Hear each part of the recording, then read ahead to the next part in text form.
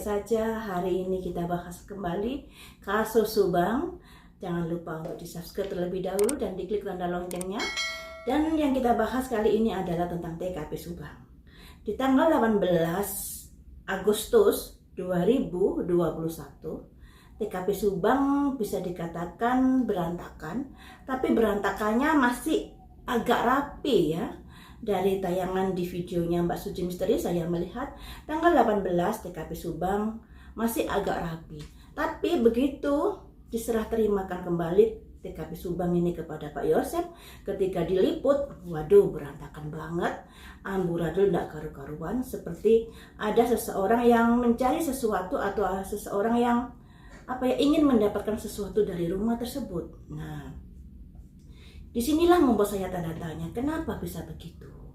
Kemudian setelah diteliti, diketahui ada barang-barang yang hilang, diantaranya mesin lemari es, kemudian tabung LPG, juga TV. Nah, barang-barang itu barang-barang yang bisa digunakan kembali ya teman-teman. Nah, yang mengherankan, TKP Subang pintunya tidak rusak saat diserahkan kembali kepada keluarga Pak Yosep. Di tayangan kita lihat Yoris masih memakai kunci untuk membuka pintu tersebut. Tapi begitu masuk ke dalam rumah, waduh, rumahnya sangat-sangat berantakan.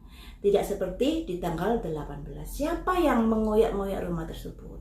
Siapa? Nah, tentunya ini juga bisa diberikan pertanyaan kepada misalnya sosok yang sudah memasuki TKP setelah tanggal 18. Misalnya Pak Yosep, Yoris, Pak Mulyana yang mengetahui kondisi TKP setelah peristiwa itu, atau Danu yang konon katanya masuk ke TKP. Jadi bisa ditanyakan pada orang-orang tersebut apakah TKP di tanggal setelah diadakan penyelidikan tim Inavis, kalau nggak salah tanggal 19 ya, apakah kondisi TKP amburadul seperti itu?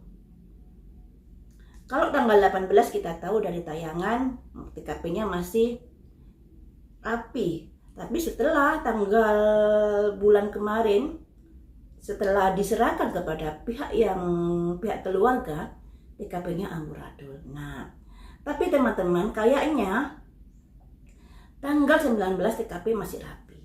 Dikarenakan tanggal 2 minggu setelah itu ada pasukan anjing yang dikirimkan untuk menindaklanjuti proses penyelidikan peristiwa itu. Tentunya TKP masih baik-baik saja, sesuai dengan 18 kalau menurut saya loh ya, tapi nggak tahu lagi. Makanya di sini saya ingin tahu, apakah TKP itu dirusak oleh seseorang yang tidak bertanggung jawab, ataukah ada sesuatu hal, misalnya prosedur yang salah di dalam penyelidikan kasus ini, sehingga kasus ini begitu mangkrak dan lain sebagainya.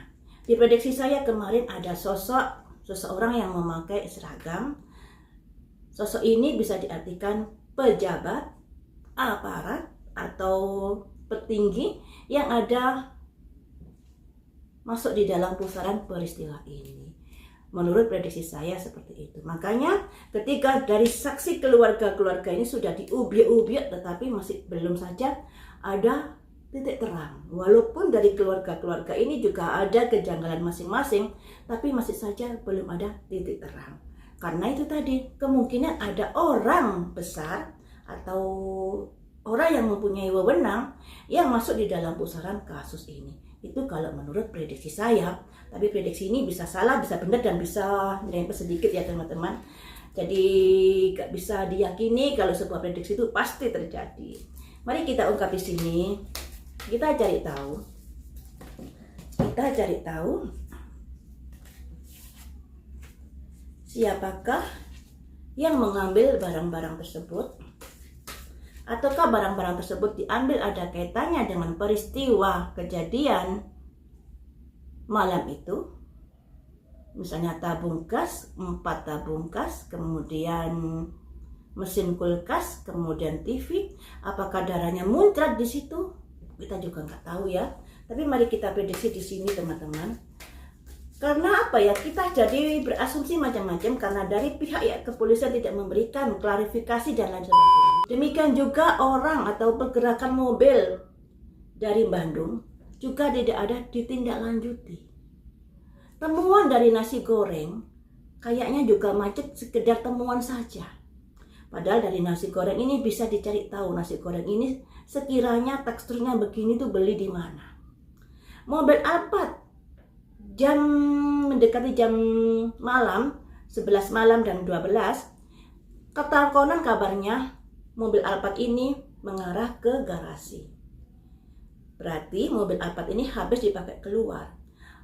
Apakah tidak ada CCTV yang menangkap pergerakan mobil Alphard itu di malam kejadian? Misalnya di malam sekitar tanggal jam 10, 11 di area sekitar Subang. Andai kata CCTV di depan TKP Subang mati, tentunya kan masih ada CCTV yang lainnya di seberang jalan. Tidakkah ada sesuatu keinginan untuk menyelidiki itu? Nah, disinilah saya tanda tanya. Kenapa sih kok seperti ini, kok jalan di tempat, padahal banyak celah untuk bisa masuk menyelidiki perkara ini. Misalnya tentang isu adanya banpol yang Danu masuk ke TKP, ada saksi Wahyu, Kosasi, dan Opi. Dari sini bisa kita dalami.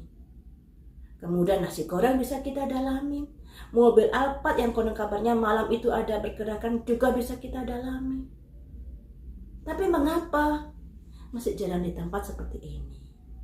Nah, entahlah ya, kita jadi gregetan juga. Kita dalami saja tentang TKP ya, rumah TKP. Kenapa bisa berantakan seperti itu? Mari kita ungkap di sini.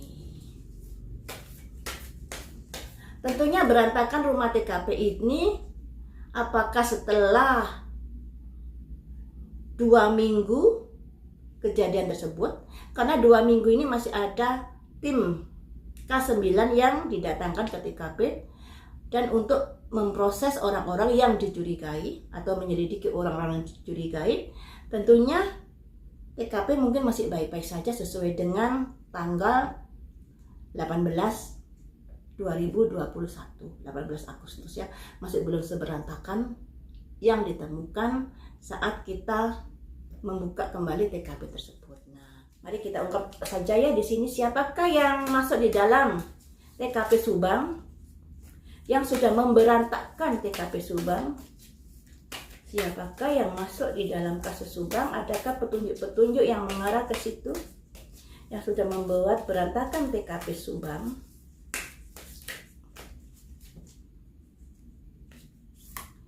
Ada simbol occupation, ada kaitannya dengan pekerjaan. Pekerjaan yang berkaitan dengan apa?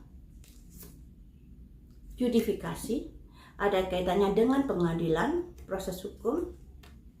Selanjutnya, apalagi petunjuk yang bisa kau berikan untuk menggali siapa yang masuk dalam TKP Subang dan mengajak. Ada thief, ada pencuri teman-teman. Ada pencuri yang masuk. Jadi seperti ini. Ada 2 hal di sini ya. Ada yang dijadikan mungkin barang bukti terkait dengan kejadian peristiwa Subang, tapi juga ada yang dibawa pencuri di sini. Kita bahas tentang pencuri ini. Pencuri ini bisa masuk dengan mudah. Mengapa? Padahal pintu-pintu di TKP Subang tidak dalam keadaan rusak saat diserah terimakan kepada keluarganya. Mari kita ungkap di sini, apakah pencuri ini juga memiliki kunci duplikat TKP Subang, ataukah pencuri ini memiliki jalur khusus untuk masuk TKP Subang? Mari kita ungkap di sini saja ya. Pencuri.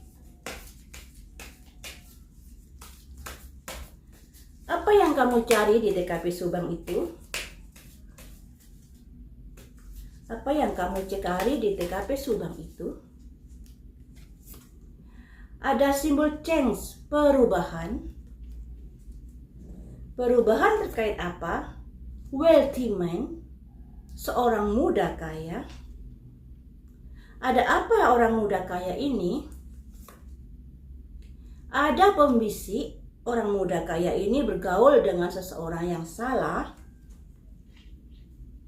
sehingga dipengaruhi atau ada yang mempengaruhi orang muda kaya ini. Selanjutnya ada kaitannya apa dia?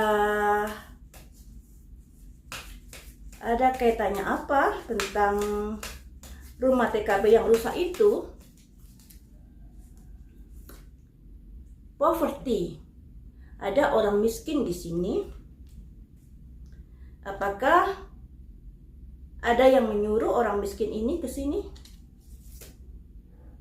Community, kumpulan orang-orang yang mungkin kehidupannya masih kurang beruntung ya teman. Jadi seperti ini teman-teman, jadi seperti ini. TKP Subang. Ada dua hal di sini yang bisa saya tangkap. Yang pertama, kenapa TKP Subang ini teracak-acak? Dikarenakan ada kondisi untuk mengubah ini terkait dengan agar TKP tidak memiliki bukti yang kuat atau agar tim Inavis ini kesulitan dalam menyelidiki kasus Subang.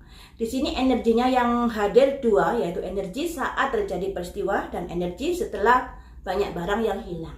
Ternyata begitu saya dalami di sini, ada laki-laki muda kaya yang dia terpengaruhi oleh seseorang dan dia ingin melakukan sebuah perubahan di sini. Mungkin perubahan hidup. Jadi ini ada kaitannya dengan laki-laki kaya yang udah mendapatkan bisikan-bisikan untuk melakukan sesuatu, untuk melakukan perubahan di dalam hidupnya atau di dalam sesuatu hal. Yang kedua, memang rumah TKP ini kemasukan pencuri.